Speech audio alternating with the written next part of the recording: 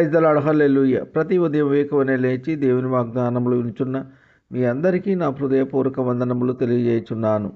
ప్రతి ఒక్కరూ దేవునితో కొంత సమయమైన గడపాలని, ఆయన వాక్యమునకు లోబడి ఉండాలని, వాక్యము వినుచున్న మీ అందరికీ ఆ దేవాది దేవుని కాపుదల ఉండాలని కోరుకుంటున్నాను. ఈరోజు దేవుని వాగ్దానము పరిశుద్ధ గ్రంథము నుండి రోమాపత్రిక 14వ అధ్యాయము 21వ వచనం.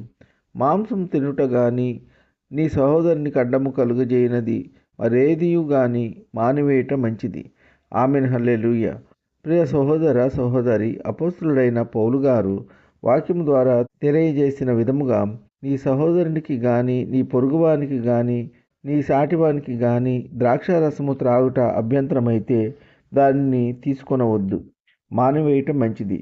అదేవిధముగా మాంసం తినుట నీ సహోదరునికి అభ్యంతరమైతే తినవద్దు. ఇవిగాక ఇంకా ఏమైనా అభ్యంతరములు కలిగించేవి ఏ పని అయినా చేయవద్దు. ఇలా చేయుట వలన దేవుని చిత్తము నెరవేర్చిన వారమగుదుము. మరి నిజముగా వాక్యము ద్వారా తెలియజేసిన విధముగా మన నిజ జీవితంలో మనము కలిగి ఉంటున్నామా? ఒక్కసారి మనము ప్రశ్నించుకుందాము. ఇతరులకు ఇబ్బంది కలిగించేవి ఏదియూ చేయరాదు అని వాక్యము స్పష్టంగా తెలియజేస్తుంది. ప్రస్తుత కాలంలో కొంతమంది భక్తిహీనులు అనేక మంది సాటివారిని, తన సహోదరుని, పొరుగువారిని కావాలని ఇబ్బందులకు గురి చేసేవారు అనేక మంది ఉంటున్నారు. ఇటువంటి వారికి దేవుని భయము ఉండదు. వీరు చేసేది వాక్యమునకు విరుద్ధము. ప్రియ సహోదర సహోదరి, పౌలు గారు వాక్యం ద్వారా తెలియజేసిన సంగతులు తప్పకుండా పాటించాలి. దేవుని యందు విశ్వాసం ఉంచిన వారము గనుక దేవుని వాక్యము తెలియజేసిన విధముగా మన అనుదిన జీవితంలో నడుచుకుందాము. ఇప్పటి నుండి అయినా ఇతరులకు అభ్యంతరము కలిగించేవన్నీ విడిచిపెడదాం. ఆ దేవాది దేవుని యొక్క మెండైన దీవెనలు, ఆశీర్వాదములు పొందుకుందాం. ఈ కొద్ది మాటలు దేవుడు దీవించునుగాక. ఆమెన్. ప్రార్థన. కృపా సత్య సంపూర్ణుడా, మీ ఘనమైన ఉన్నతమైన నామమునకు వేలాది వందనములు, స్తుతులు చెల్లించినాం తండ్రి. మీరు గొప్ప దేవుడు, శక్తివంతుడు, సర్వాధికారి యేసయ్య. మీకు స్తోత్రములు. గడిచిన దినమంతా మీ యొక్క చల్లనైన రెక్కల నీడలో కాచి కాపాడి ఉన్నందుకు మీకు స్తోత్రములు. మరి యొక్క నూతన దినమును మాకు అనుగ్రహించినందుకు మీకు స్తోత్రములు.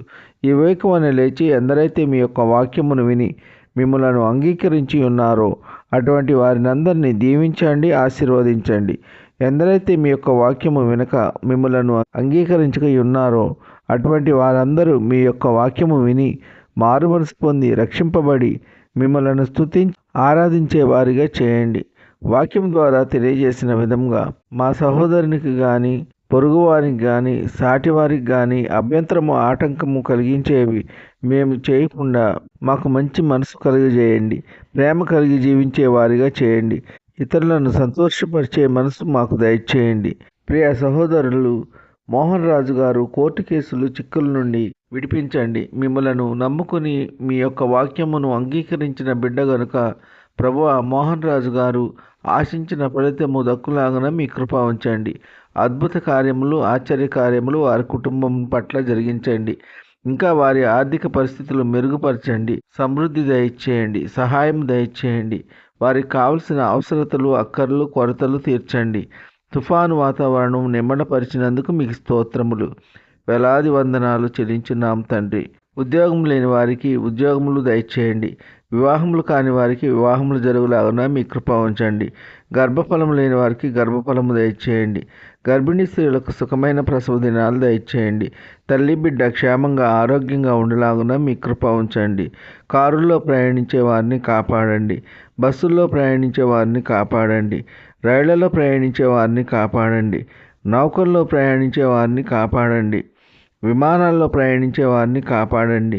ఇతర మోటారు వాహనాల్లో ప్రయాణించే వారిని కాపాడండి. ఈ కొద్ది మనవులు ప్రభువైన యేసుక్రీస్తు పేర వేడుకొంచున్నాం తండ్రి. ఆమెన్. నిన్న వాక్యము దీవెనకరంగా ఉన్నట్లయితే లైక్ చేయండి, షేర్ చేయండి, సబ్స్క్రైబ్ చేసుకోండి. మీ సహోదరుడు Kola Daniel. God bless you.